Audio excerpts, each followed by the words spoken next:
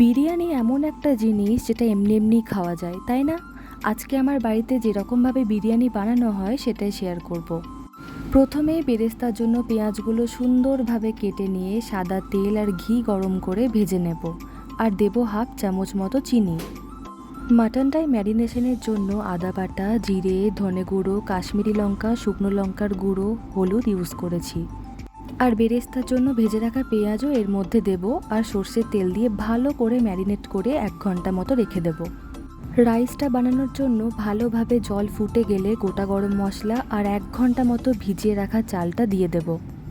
আর এই দিকে প্রেসার কুকারের মধ্যে আলুগুলো অল্প হলুদ আর কেওড়া জল দিয়ে খুব ভালোভাবে সিদ্ধ করে নেব।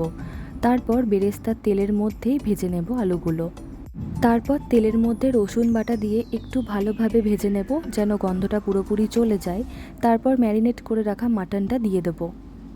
স্বাদ মতো লবণ, বিরিয়ানি মশলা দিয়ে ভালো করে কষিয়ে নিতে হবে 20 থেকে 30 মিনিট মতো।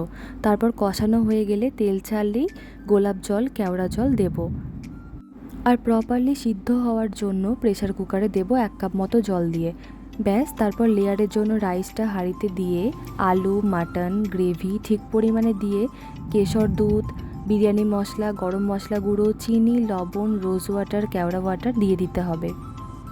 1 কেজি চালের বিরিয়ানি করলে নর্মালি আমি 2 থেকে 3টে লেয়ার দিয়ে থাকি। তারপর দমের মধ্যে 20 মিনিট বসিয়ে রাখলেই মাটন বিরিয়ানি একদম রেডি। এই বিরিয়ানিটা ভীষণই সুন্দর খেতে হয়েছিল। তোমরা চাইলে বাড়িতে একবার এরকমভাবে বানিয়ে দেখতেই পারো।